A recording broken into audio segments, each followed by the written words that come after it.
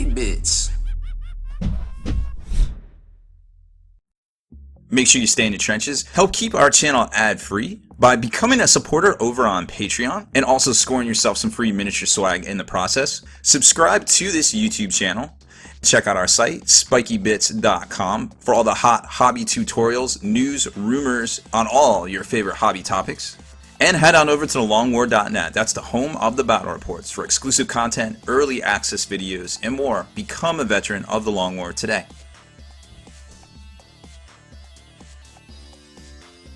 Welcome back, Hobby Maniacs. Rob Bear here today with another fantastic 40K flashback. We all know it was better back in the day. I don't know if it necessarily was back in the day, but it definitely felt like it was better back in the day, right? And, you know, that's part of what we do here at Spiky Bits and the Long War is the whole bringing hobby back mantra, I guess. So, you know, it's always nice to go back and do these 40K flashbacks. And a lot of people, I don't know if you weren't around back then. I hope you appreciate it. And some of the folks that were around back then, well, hey, this one's for you, right? So first up is something that isn't quite as old as I normally showcase on here, but it's still pretty cool nonetheless because it is kind of an homage to something that was old. So this is the Games Day, 2012 miniature for Warhammer 40K. Now this is basically depicting the Marine from the box of the second edition codex, or excuse me, the second edition box set, which came out in 1994. So almost 20 years previous to this coming out. So it's a fine cast model, and this was only available, I believe, in Chicago that year.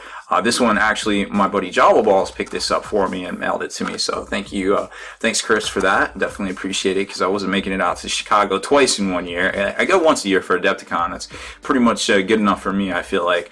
So there he is right there. You know, obviously an incredibly well-detailed miniature, because a fine cast holds that detail so much better than plastic computer, but obviously, I'm sure you've heard what the majority of folks out there feel about fine cast. Now, towards the end, I feel like it was, they learned to work with the molds a little bit better. You can see here all of the gates for the material to get through and not get stuck and make all those crappy air bubbles. You know, the problem in the beginning was that they were using the existing pewter molds and pushing out material through it, which actually needed a little bit more work to be effective. So, you know, sure, they should have done their research, but, you know, at the end of the day, they put out an inferior product and they got hammered for it on the internet, you know, and that's may or may not be what's going on with Age of Sigmar right now. Unfortunately, you know, I hate seeing it because I want the game to do well. I want the hobby to do well, but yeah, 9 months later, they're fundamentally changing. It's, you know, it's good to see that they listen to the community, but at the end of the day, if you're changing something so dramatically 9 months after its launch, well, chances are you fumbled the ball to begin with. I feel like there's no mistake in that argument there. Here's another great exclusive miniature. This was a Games Day miniature as well. I couldn't tell you what year, but it's the Space Marine with Thunderhammer. A really cool looking miniature here. I switched out the helmet and also put a just a normal plastic backpack on it. So this guy's basically running at you with that big Thunderhammer right there. And this was pretty cool because there wasn't a lot of, you know, basically power armored Thunderhammer bits out there at the time that this came out. Now, of course, there is. It seems like every kit that has Tactical Marines has some sort of Thunderhammer option, but maybe not a double-handed Thunderhammer, but nonetheless, this one was pretty cool to begin with, and like I said, I converted them up. I think I might have picked this up from Baltimore. I can't exactly remember, but I found it in my my little conversion box there, and I thought I'd share it with y'all. So basically, the theme of this video is, you know, limited edition and exclusive miniatures. Now, the next miniature I want to show you is super limited. You had to do the old school, like get your ticket, get your proof of purchase, send it in to Black Library, and eventually 4 to 6 weeks later, you would get these miniatures in the mail. And Black Library, what they did was there was these novels, Inferno magazine, and also I believe it was the Warhammer Monthly comics. And what happened was you could get these tickets and you could send in and they would send you back a diorama, like the original like two-person battling kind of diorama before it became a thing at Games Day. And one of the very first dioramas was from the Demonifuge saga, or, you know, trade paperback, Warhammer Monthly comic, whatever you want to call it. So it's been all of those things at some point. And it depicted Inquisitor Silas hand, which you see here in Terminator armor, with his power sword and his bolter, next to Ethereal Stern, a Sister Seraphim, with the jump pack and basically on a nice little diorama base, just kind of kicking it. And it was a cool little display that was really neat, and they sold for a lot of money, like $100-200. I mean, some of you might not have even seen this. I haven't seen one of these in many, many years. A buddy of mine, Dave Cosby, gave me this. I think this was the second one he gave me, actually. And I've had it ever since. It's been about 10 years or so. It's a great looking miniature. Unfortunately, it doesn't really hold up to the newer looking stuff. Like right there, you can kind of see the newer heroic scale. So this was kind of the older true 28 scale. So this guy's basically an Inquisitor Lord for the Order of Malleus, which we haven't really seen any rules for.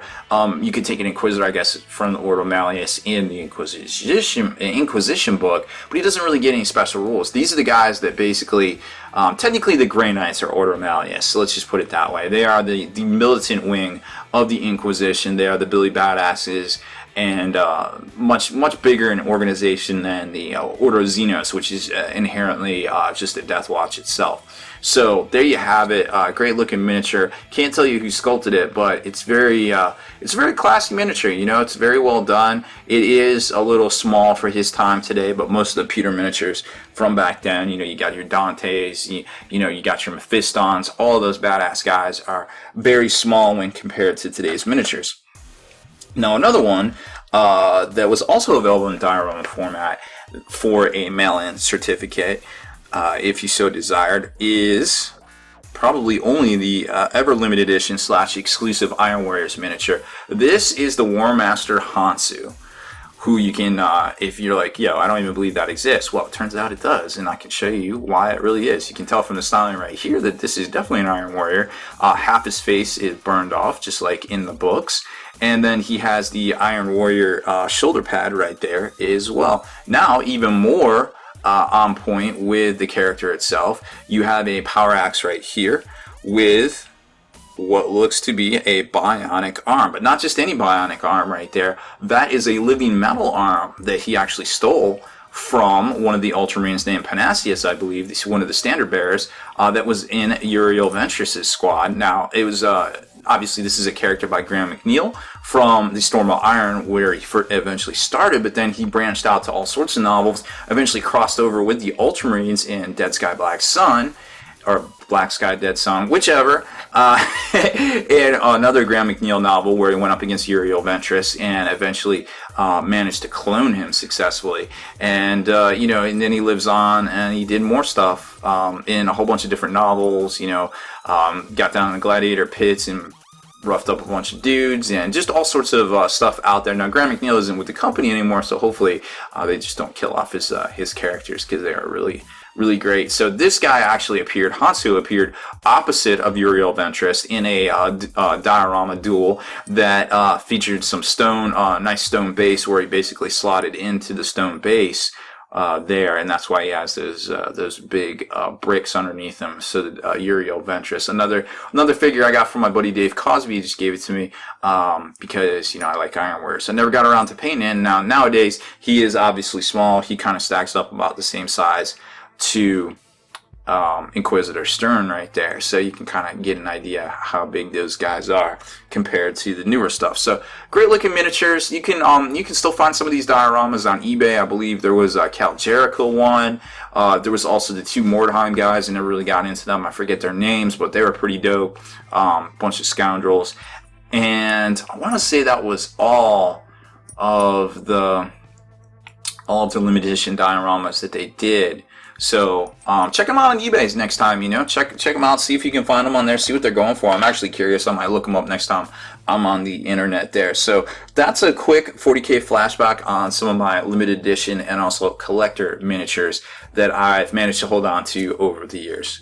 Deleted scenes, bonus content, and all the interviews and post-game wrap-up videos can be located in the Hall of Veterans on thelongwar.net. Visit thelongwar.net today and try a week completely free with no strings attached. That's not all. TheLongWar.net is also your hobby resource for exclusive early access with an ad-free experience to all your favorite videos. Members of the Hall of Veterans gain early exclusive access to multiple hobby videos.